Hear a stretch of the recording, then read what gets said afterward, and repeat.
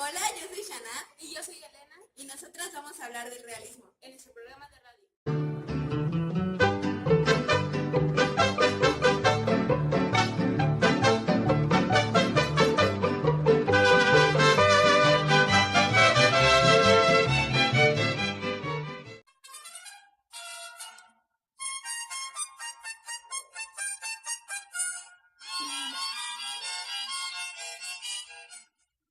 Hola, muy buenas tardes. Es un gran placer que nos estén escuchando aquí, en su estación favorita, Arte en México.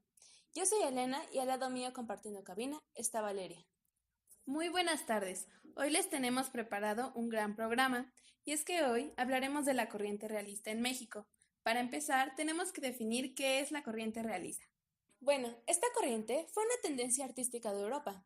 Aproximadamente empezó en la segunda mitad del siglo XIX y que aspira a reflejar la realidad cotidiana de modo objetivo.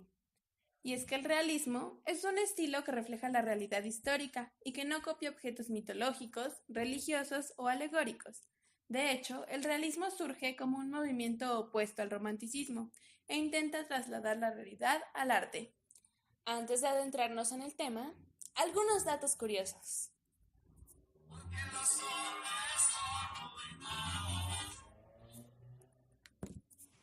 ¿Sabías que el inventor de la televisión a color fue precisamente un mexicano llamado Guillermo González Camarena, que en 1940 y a sus 23 años de edad registró la primera patente para un sistema de televisión a colores? En segundo lugar, ¿sabías que México significa en el ombligo de la luna? Del náhuatl Metzitli, luna, y Xictli, ombligo. Y los mexicanos lo pronunciaban México, pero los españoles lo escribían México, ya que no existía la pronunciación J cuando cambió la grafía de X a la J. Se le empezó a llamar México, pero se siguió escribiendo México, lo cual es válido, pues la Real Academia de la Lengua permite excepciones para los nombres propios. Y por último, ¿sabes por qué se llama Zócalo a la plaza central de la Ciudad de México? No es algo que te digan todos los días. Bueno, pues la razón es que el peor presidente de México, Antonio López de Santa Anna, en 1842 mandó a construir en la Plaza de la Constitución una columna para conmemorar la independencia, pero por varios motivos de solo se terminó la base o el zócalo, la cual permaneció durante varios años hasta que fue retirada. Entonces, de allí el nombre.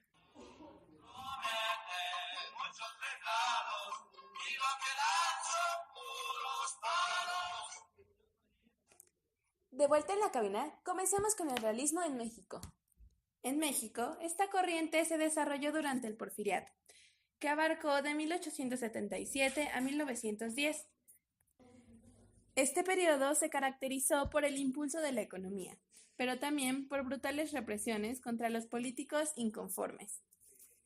Se interesaba copiar las ideas europeas, por lo que se necesitaba una clave media que fuera capaz de promocionar la democracia. En base al estatus era el conocimiento que se pudiera tener sobre temas políticos o financieros. Además, la clase alta se negaba a reconocer a la clase baja como su igual, explotándolos y no permitiéndoles atención médica, ni la oportunidad para desarrollarse correctamente en el medio laboral. Posteriormente, en el contexto cultural, se extendió la educación y las escuelas públicas, y por tal motivo se empezó a formar la clase media. Justo Sierra restauró en 1910 la Universidad Nacional, que había sido suprimida por Valentín Gómez Farías en 1833. El realismo buscó encontrar los problemas de la sociedad, que en cuanto empezó la revolución había de sobra, y dependiendo del criterio del autor se daban posibles soluciones. El medio más adecuado para este propósito fue la novela. A pesar de que la novela realista buscó una objetividad, también se permitió internarse en los pensamientos de sus personajes o hasta en su psicología. El realismo mexicano rechazó el positivismo porfiriano y propuso el nacionalismo, la mexicanidad y la búsqueda de la justicia social. Por tal motivo, la literatura de esta época fue algo cruel y un poco vigorosa, llena de color y de vida, ya saben, México, como siempre, el folclore. Y bueno, Estas novelas narraban la vida durante la Revolución.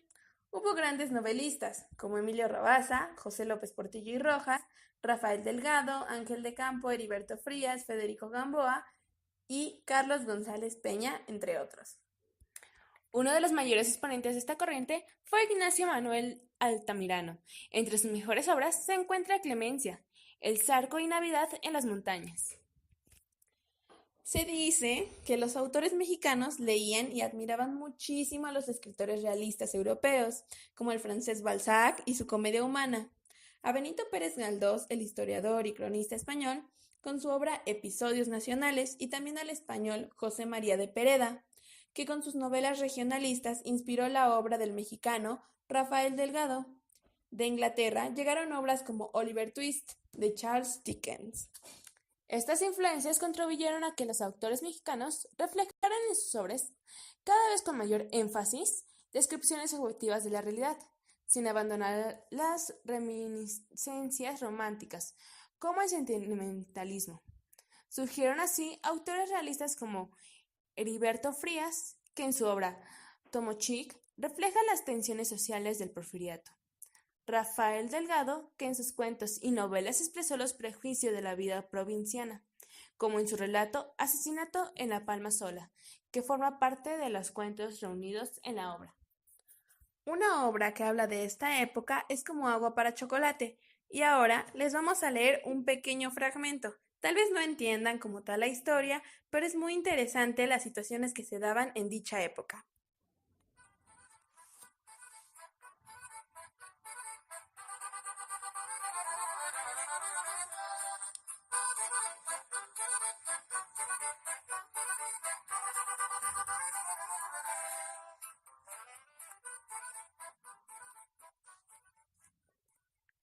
Gertrudis realmente se sentía indispuesta, sudaba copiosamente por todo el cuerpo. Las gotas que le brotaban eran de color rosado y tenían un agradable y penetrante olor a rosas. Sintió una imperiosa necesidad de darse un baño y corrió a prepararlo. En la parte trasera del patio, junto a los corrales y el granero, mamá Elena había mandado instalar una regadera rudimentaria. Se trataba de un pequeño cuarto construido con tablones unidos, solo que entre uno y otros quedaban hendiduras lo suficiente grandes como para ver, sin mayor problema, al que estuviera tomando el baño. De cualquier manera, fue la primera regadera de la que el pueblo tuvo noticia. La habían inventado un primo de mamá Elena, que vivía en San Antonio, Texas. Tenía una caja como a 2 metros de altura con capacidad para 40 litros, a la cual se le tenía que depositar el agua con anterioridad, para que pudiera funcionar utilizando la fuerza de gravedad. Costaba trabajo subir las cubetas llenas de agua por una escalera de madera, pero después era una delicia solo abrir una llave y sentir correr el agua por todo el cuerpo de un solo golpe, y no a abonos, como sucedía cuando uno se bañaba a jicarazos. Años después, los gringos le pagaron una bicoca al primo por su invento y le perfeccionaron. Fabricaron miles de regaderas y necesitaban el método depósito, pues utilizaron tubería para que funcionara.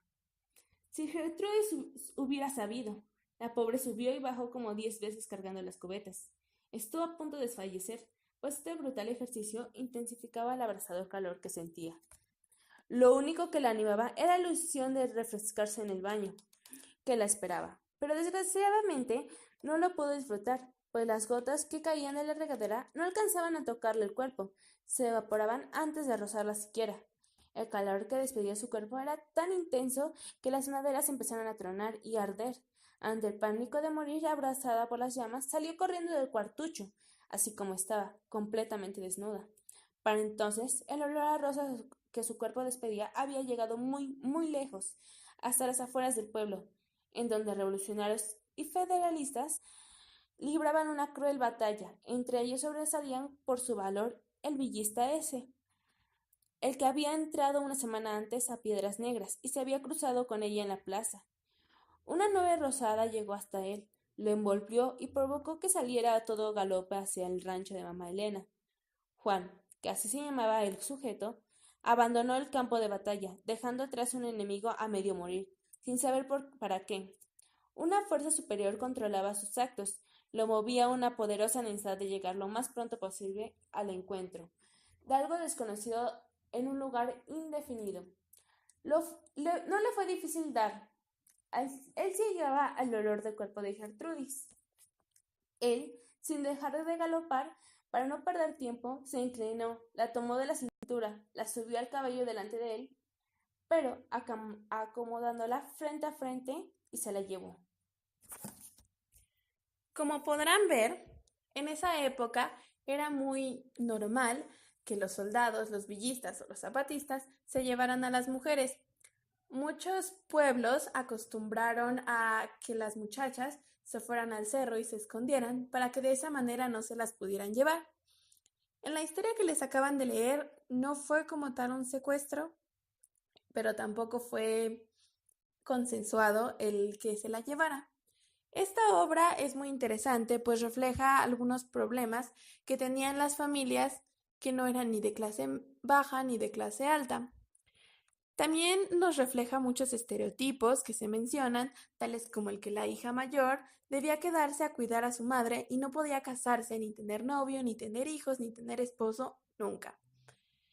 Las soluciones que tomaban estos hombres que se querían casar con las hijas mayores era o llevárselas, o simplemente casarse con alguien cercano a ellas, o simplemente tampoco hacerlo, es decir, no casarse y buscar a alguien más. Esta obra es escrita por Laura Esquivel y también tiene adaptación cinematográfica. Recientemente la autora sacó otros 2 libros mencionando algunos personajes de esta historia y un trasfondo un poco más profundo. Ahora vamos a volver a cabina con un poco más de información.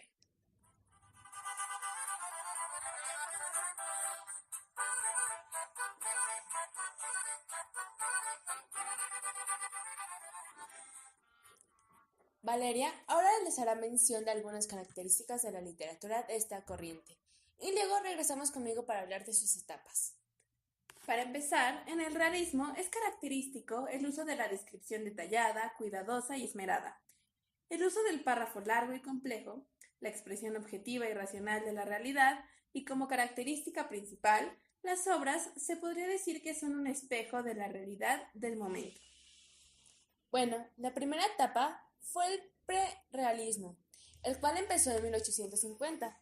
Las novelas de esta época suelen estar escritas con un propósito. La novela se convierte a sí mismo en un instrumento para defender ideas políticas y morales. Por otro lado, los autores prerealistas pretendieron describir la realidad tal como era, pero la objetividad que lograron fue limitada. Algunos escritores destacados fueron Cecilia Bor de Faber, más conocida como Fernán Caballero, autora de La Gaviota y la familia de Albareda, y Pedro Antonio de Alarcón, autor del Sombrero de 3 picos. La segunda y última etapa empezó en 1868. En esta etapa, los escritores realistas emprendieron la tarea de escribir la realidad distanciándose de ella y permitiendo que los personajes hablaran por sí mismos. Las descripciones tuvieron más riqueza y precisión. En esta etapa, los autores más conocidos fueron Benito Pérez Galdós, Juan Valera, José María de Pereda, Leopoldo. Bueno, esto fue todo por hoy. Esperamos que haya sido de su agrado este programa. Sigan sintonizándonos en este canal. Yo soy Valeria. Y yo soy Elena. Hasta la próxima. Los dejamos en un corrido de la época.